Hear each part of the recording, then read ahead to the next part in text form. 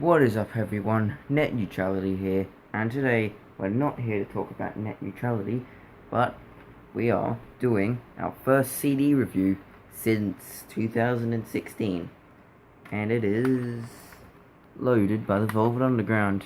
I'm sorry for the very, very terrible camera quality. I don't know why it's doing that, but I can't fix it. It's just like that. So yeah. So Loaded is the fourth studio album by the Velvet Underground. I reviewed their debut album, Velvet Underground, and Nico a few months ago, which is my favorite album of theirs.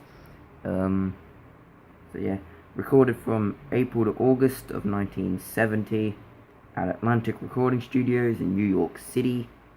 Goes for 40 minutes and 35 seconds, and released on November 15th, 1970. Velvet Underground, as you know, are the experimental rock band formed in New York City in 1964. Released their debut in 67. Some of the they had a few other albums between Velvet Underground, Nico, and Loaded, which I think probably would be better. I mean, I haven't heard those two albums, which are White Light, White Heat in 1968 and The Velvet Underground in 1969. I haven't heard anything off this. This album is definitely not my favorite Velvet Underground album. I prefer their debut much more, but some of the my two favorite songs on this has one of like their most famous song on it, Sweet Jane, which is the second track, which is also my favorite song off the entire album. Has this beautiful instrumental opening, and then it just develops into an acoustic riff, and then Lou Reed's vocals, weird vocals on this song, very different to how he would usually sing in his like sort of deadpan voice. He doesn't sound like that on this. He sounds different, strange. And the other song that I actually really like of them is Rock and Roll, with its awesome but pretty chilled out opening guitar riff, which is really cool too. So they're my two favorite songs.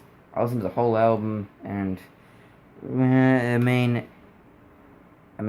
a lot better albums from 1970 than this. Led Zeppelin 3 or something. But a lot of the stuff on this I just couldn't find myself liking very much.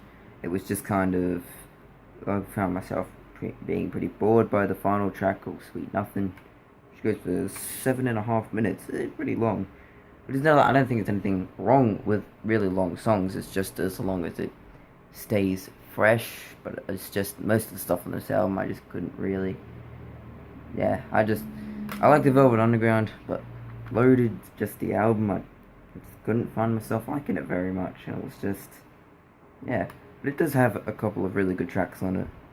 So, my overall rating, probably 5 out of 10.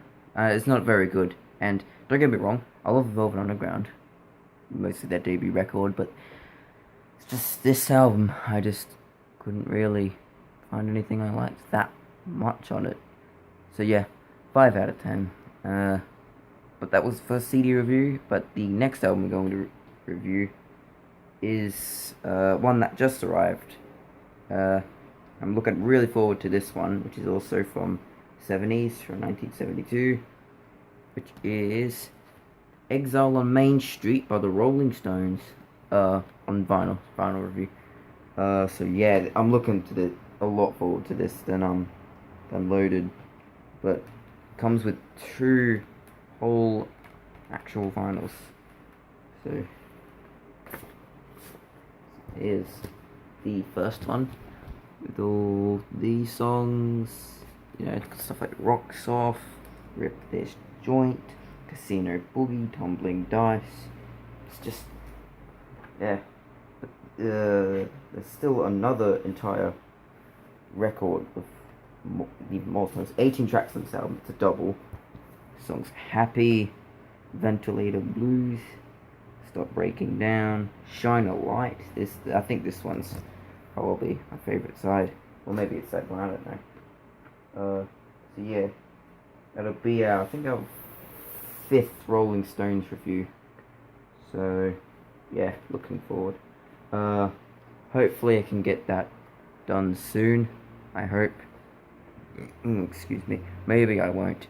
I don't know. But anyway, this was Loaded by the Velvet Underground. Oh yeah, one thing I did forget to mention on this. This Loaded was the last record Velvet Underground made to feature their lead singer Lou Reed, who left the band in 1970, but I think it was before the record was released. But it was recorded with him on vocals.